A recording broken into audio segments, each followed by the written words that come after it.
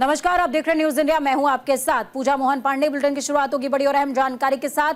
लखनऊ में बीजेपी प्रदेश कार्य समिति की बैठक हुई है। यूपी बीजेपी की कार्य समिति में राजनीतिक प्रस्ताव पास हुआ है। सीएम योगी आदित्यनाथ सहित कई पदाधिकारी इसमें शामिल हुए हैं। लखनऊ में बीजेपी प्रदेश कार्य समिति की बैठक हुई। बैठक में बीजेपी अध्यक्ष जेपी नड्डा भी शामिल हुए हैं। बीजेपी की कार्य समिति की बैठक में राजनीतिक प्रस्ताव पास हुआ है। प्रस्ताव में जन कल्याणकारी नीतियों के लिए प्रधानमंत्री मोदी और सीएम योगी को धन्यवाद दिया गया है। तो वहीं इस दौरान सीएम योगी ने बैठकों को संबोधित किया और कहा कि विपक्ष के झूठे प्रचार से नुकसान हुआ है, बीजेपी का वोट प्रतिशत कम नहीं हुआ। आगे कहा कि अति आत्मविश्वास का खामियाजा भुगतना पड़ता है। इसी के साथ सीएम ने आगे क्या कुछ कहा है वो भी आपको सुनाएंगे।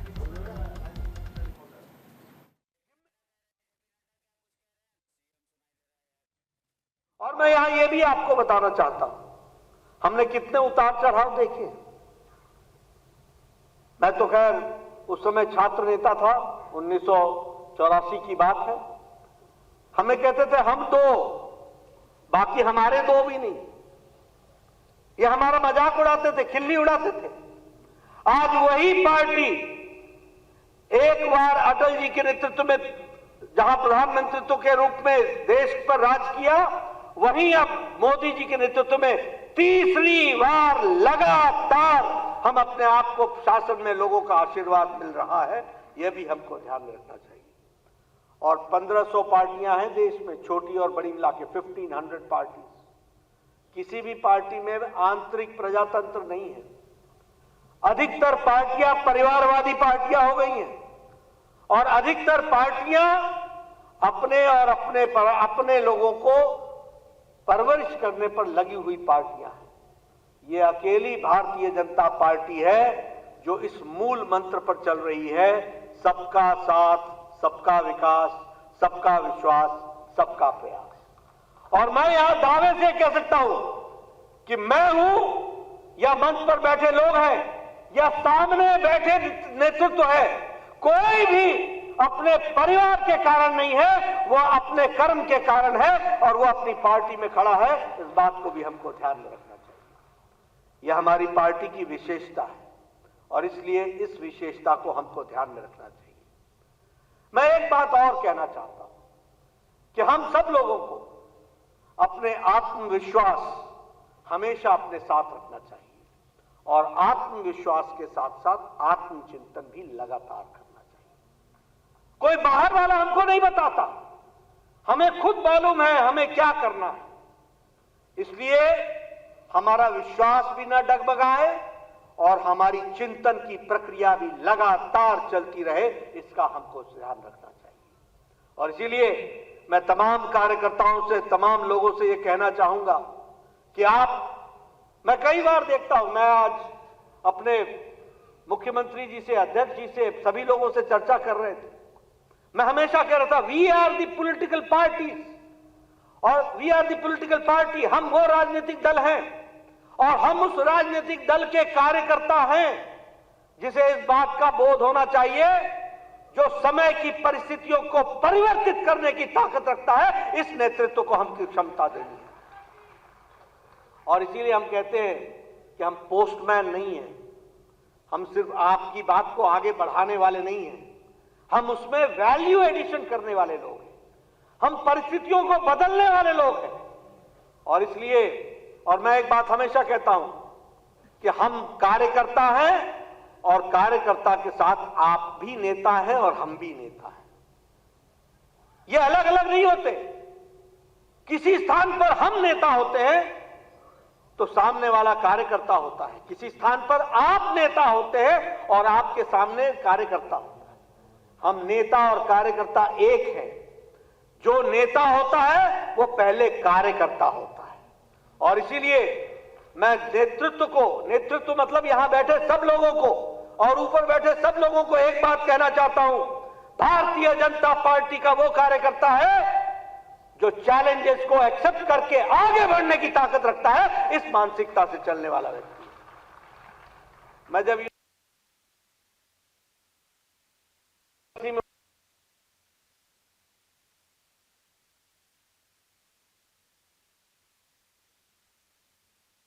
अगर विपरीत परिस्थितियों से लड़ने की ताकत रखते हो तो कार्यकर्ता बनो, और भारतीय जनता पार्टी इस बात को अच्छी तरीके से जानती है।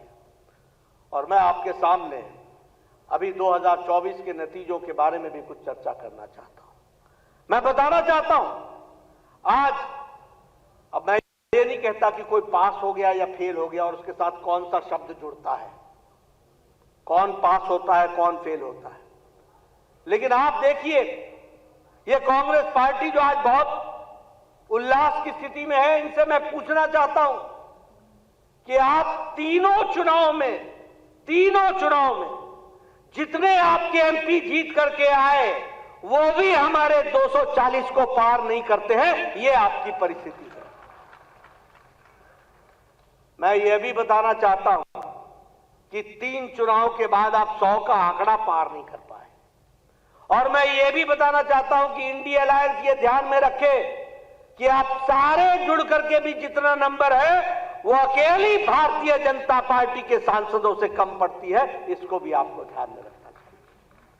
मैं मित्रों आपको बताना चाहता हूं 13 राज्यों में 13 स्टेट्स में कांग्रेस पार्टी 0 रही है, 0, एक भी एमपी नहीं आया है 13 राज्यों में। और इसके साथ साथ मैं ये भी बताना चाहता हूं कि हमारे गुजरात, महाराष्ट्र, गुजरात, छत्तीसगढ़ और मध्य प्रदेश, यहां 64 सीटों पर जहां सीधी लड़ाई हुई है कांग्रेस पार्टी से, 64 सीटों पर 64 में से 2 सीटें कांग्रेस को आई हैं, 62 सीटें भारतीय जनता पार्टी को गई है। यह भी हमको ध्यान में रखना चाहिए।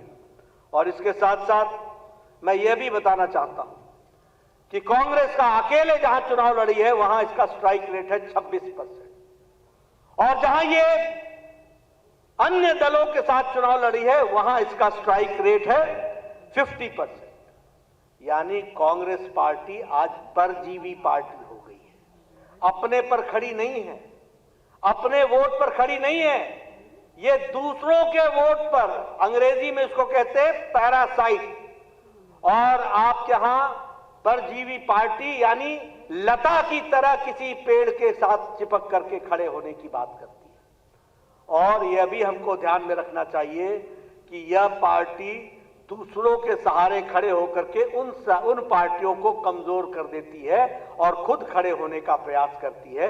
ये कांग्रेस पार्टी का चाल चरित्र है, ये भी हमको ध्यान में रखना चाहिए। इसलिए मित्रों, अगर मैं चुनाव की दृष्टि से बातचीत करूं तो मैं ये कह सकता हूं कि आज ये पार्टियां बैसाखियों पर खड़ी पार्टी है। कांग्रेस पार्टी रीजनल पार्टीज के आधार पर खड़ी पार्टी है, पैरासाइट पार्टी है, परजीवी पार्टी है। तो जेपी नड्डा को सुन रहे थे आप। साफ तौर पर देखिए उत्तर प्रदेश के अंदर जिस तरीके से लोकसभा के चुनाव के नतीजे सामने आए, उसके बाद विधानसभा उपचुनाव के नतीजे सामने आए, उसके बाद जरूर बीजेपी का आत्मविश्वास या यूं कहिए कि अति आत्मविश्वास हिला हुआ है, जिसके बाद जेपी नड्डा खुद कार्य समिति की अध्यक्षता करने के लिए पहुंचे। कार्य समिति की बैठक, प्रदेश कार्य समिति की बैठक हो रही थी जिसमें सीएम योगी आदित्यनाथ समेत तमाम लोग मौजूद रहे हैं। ग्राउंड का रुख करते हैं, ग्राउंड जीरो से नीरज मिश्रा हमारे साथ में जुड़े हुए हैं। नीरज, उत्तर प्रदेश लगातार बीजेपी को चौंका रहा है और बीजेपी को अपनी कार्यशैली में शायद उत्तर प्रदेश के लिहाज से थोड़ा सा परिवर्तन लाना पड़ेगा, ये संदेश भी दे रहा है। बिल्कुल, देखिए निश्चित तौर पर आज भारतीय जनता पार्टी की प्रदेश कार्य समिति की बैठक थी और इस बैठक को मुख्यमंत्री योगी आदित्यनाथ ने अपने अंदाज में लोगों से बातचीत की। उसके बाद जेपी नड्डा ने बात की। मुख्यमंत्री की बातों को आप अगर गौर से देखिए तो उसमें तमाम चीजें निकल कर आती हैं। सबसे पहले उन्होंने कहा कि इस चुनाव में अति आत्मविश्वास वो भारी पड़ गया भारतीय जनता पार्टी पर, और साथ ही साथ उन्होंने कहा कि कार्यकर्ताओं को निराश होने की जरूरत नहीं है, वो जरा सा पीछे देखें किस तरह से नगर निकाय चुनाव में भारतीय जनता पार्टी की जीत हुई थी, किस तरह विधानसभा चुनाव में प्रचंड जीत हुई थी, इसके पहले लोकसभा चुनाव, फिर विधानसभा चुनाव और उसके पहले 2014 में प्रचंड जीत के साथ भारतीय जनता पार्टी लगातार प्रदर्शन अपना अच्छा करती रही। लेकिन इस चुनाव में अति आत्मविश्वास ने कहीं ना कहीं भारतीय जनता पार्टी को नुकसान पहुंचाया। तो अब अति आत्मविश्वास से बचने की जरूरत है।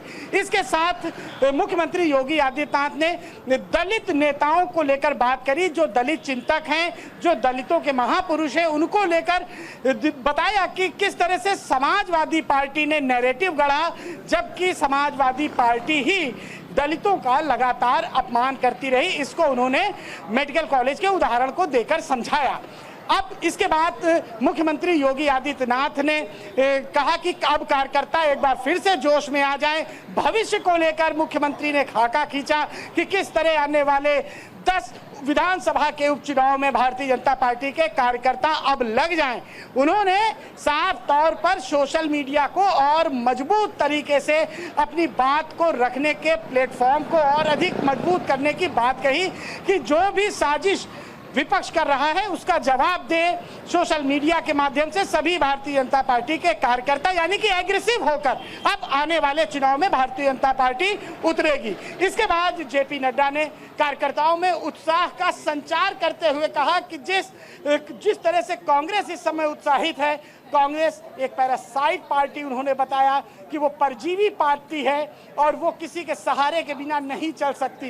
यानी कि सीधे तौर पर उन्होंने जो इस समय कांग्रेस के कार्यकर्ता उत्साहित हैं और भारतीय जनता पार्टी के कार्यकर्ता कुछ मायूस हैं 2024 के चुनाव को लेकर, उनमें उत्साह का संचार किया कि आपको घबराने की जरूरत लेकिन नहीं है। नीरज, अगर ग्राउंड की बात कर लें, नीरज ग्राउंड की बात कर लें तो जब लोकसभा के नतीजे सामने आए थे उसके बाद जो बैठकों का दौर था वो केंद्र के अंदर यानी कि दिल्ली में देखने को मिल रहा था और शॉक थी बीजेपी, बिल्कुल शॉक थी यूपी के रिजल्ट्स के बाद।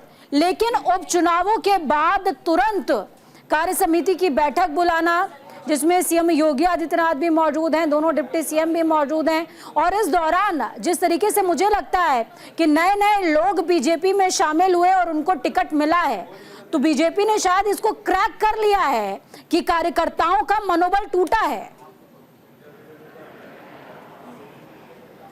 बिल्कुल निश्चित तौर पर कार्यकर्ताओं का मनोबल टूटना ही जो परिणाम है वो दिखाता है कि कार्यकर्ता पूरे मनोयोग से नहीं लगे।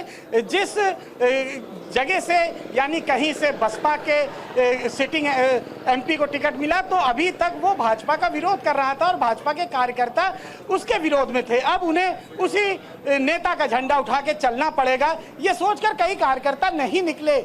लिहाजा ये रिजल्ट बताता है कि कहीं ना कहीं कार्यकर्ताओं में जब मायूसी होती है, उदासीनता होती है, तो इस तरह के परिणाम सत्ताधारी दल को दिखने पड़ते हैं। और इसी बात को आज उत्तर प्रदेश के मुख्यमंत्री योगी आदित्यनाथ, राष्ट्रीय अध्यक्ष जेपी नड्डा, या तमाम जो लीडर उन्होंने लोगों को संबोधित किया, इस बात को उन्होंने समझा। और देखिए तमाम जो विधायक हैं, चाहे वो पूर्व मंत्री मोती सिंह हो या फिर जौनपुर के विधायक रमेश मिश्रा, इन दोनों ने कार्यकर्ताओं की नाराजगी सार्वजनिक तौर पर जाहिर की और कहा कि कार्यकर्ता नाराज हैं, बड़ा भ्रष्टाचार फैला हुआ है। इन बातों को आज उठाया गया और कहा गया कि जनता की नाराजगी दूर की जाएगी, कार्यकर्ताओं की नाराजगी दूर की जाएगी, दलितों को एक बार फिर से जोड़ा जाएगा, दलित वोट अब दोबारा समाजवादी पार्टी या इंडिया गठबंधन में ना जाए, इसके लिए सोशल मीडिया के माध्यम से सभी छोटे बड़े कार्यकर्ता अपनी अपनी बात करें, लोगों के सामने सच्चाई लाएं। तो कुल मिला के आज बहुत महत्वपूर्ण कार्य समिति की बैठक थी जिसमें 3000 लोगों को पूरे प्रदेश भर से बुलाया गया था और उनसे राय मशविरा किया गया कि भविष्य को लेकर भारतीय जनता पार्टी क्या रणनीति बनाए। और आने वाले वक्त में 10 सीटों पर उपचुनाव है, ये चुनाव नहीं है, ये भारतीय जनता पार्टी के लिए एक साख का चुनाव है, एक मौका है जो ये बताए कि प्रदेश में अभी भी भारतीय जनता पार्टी की हनक उसी तरह बरकरार है जैसे 2024 में, जैसे 2022 में या फिर 2022 के बाद होने वाले निकाय चुनाव में थी। बिल्कुल, हनक उसी तरीके से बरकरार है जैसे 2000 अन्य के चुनावों में नजर आई थी, लेकिन 24 का चुनाव बड़ा ऐतिहासिक रहा नीरज। इस दौरान क्या कार्य समिति के दौरान, हालांकि जेपी नड्डा जरूर एक बार फिर से कांग्रेस पर ही निशाना साधते नजर आए हैं, क्या बीजेपी ने इस बात को अभी क्रैक किया है या फिर नहीं किया कि अन्य दलों को कोसने की बजाय खुद के दल को रिवाइव करना अब स्टार्ट करना पड़ेगा? निश्चित तौर पर इस विषय पर भी बात हुई है। आज यही तमाम मुद्दों को लेकर कार्य समिति की जो बैठक थी वो बहुत महत्वपूर्ण थी। प्रदेश के सभी भारतीय जनता पार्टी के नेताओं के लिए महत्वपूर्ण थी कि भविष्य में किस तरह का कार्य योजना बनाई जाए, पुरानी बातों को अब भूला जाए, जो हार हुई है उसका शोक मनाना बंद किया जाए, आने वाले वक्त में जो विधानसभा के उपचुनाव हैं या 2027 का जो चुनाव है उसको लेकर किस तरह से बिल्कुल युद्ध स्तर पर तैयारी की जाए, इन्हीं सब प्लानिंग्स को लेकर आज सभी नेताओं ने चर्चा की। दूसरे सेशन में मुख्यमंत्री ने लोगों को संबोधित किया, जेपी नड्डा ने संबोधित किया और कार्यकर्ता एक बार फिर से उत्साह से लबरेज हों, इसके लिए उन्हें मूल मंत्र दिया गया, इसके लिए उन्हें जीत का मंत्र दिया जेपी नड्डा ने और मुख्यमंत्री योगी आदित्यनाथ ने। और साफ तौर पर अपनी कमियों को भी स्वीकार किया मुख्यमंत्री योगी आदित्यनाथ ने कि आखिर चुनाव में क्या क्या कमियां रह गई। और जेपी नड्डा ने कहा कि जो नेता होता है वही कार्यकर्ता होता है और जो कार्यकर्ता होता है वही एक दिन बड़ा नेता होता है, तो पहले कार्यकर्ताओं का सम्मान जरूरी है, इस बात को जेपी नड्डा ने कहा। बिल्कुल, बहुत शुक्रिया नीरज हमारे साथ जुड़ने के लिए, अहम जानकारी साझा करने के लिए। तो नीरज मिश्रा जुड़े जिन्होंने साफ तौर पर बताया कि किस तरीके से क्षेत्र के अंदर कार्य समिति बीजेपी में माफ कीजिएगा यूपी के अंदर बीजेपी अपने आप को अब मजबूत करने की दिशा में आगे बढ़ रही है।